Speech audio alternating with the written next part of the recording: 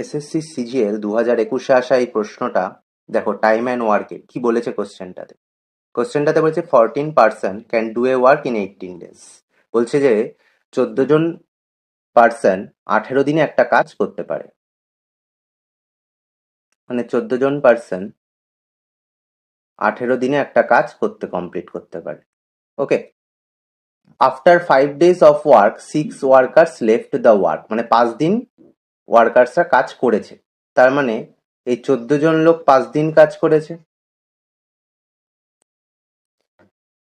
5 দিন পরে 6 জন বেরিয়ে গেছে, তার মানে আগে 14 জন ছিল, 6 জন বেরিয়ে গেছে, মানে এখন 8 জন পড়ে আছে। এই 8 জন এক্স দিন কাজটা করেছে।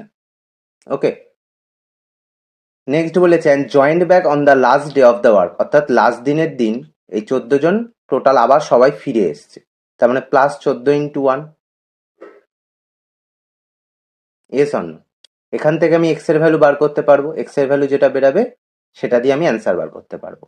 কিন্তু এই অঙ্কটাতে যদি আমি এরকম করে করি, অঙ্কটা অনেকটা লেন্দি হবে। তার থেকে আমি একটু সহজভাবে বলি। এখানে আমার এমডিএইচ কনসেপ্ট লাগে। কি কনসেপ্ট? এমডিএইচ। এই 14 জন পার্সন 5 দিন কাজ করেছে আর লাস্টের দিন ফিরে এসছে। টোটাল এই 14 জন পার্সন 6 দিন কাজ করেছে। তাহলে কদিনের কাজ বাকি আছে?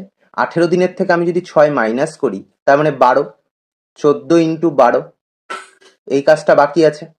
ওকে, এবার বলেছে 6 ওয়ার্কার্স লেফট দ্য ওয়ার্ক, 6 জন বেরিয়ে গেছে। তাহলে এখন আমার কাছে কজন আছে? 6 জন যদি বেরিয়ে যায় 8 জন, এই 8 জন বাকি দিনে কাজটা কমপ্লিট করেছে। Yes or no?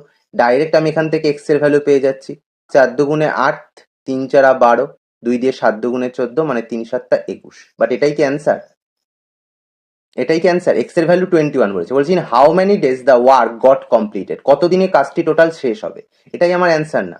21 দিন আগে কাজ করেছিল, কতদিন? 5 দিন, মানে +5। তারপরে লাস্ট কাজ করেছে কদিন? 1 দিন, মানে +1, মানে 27।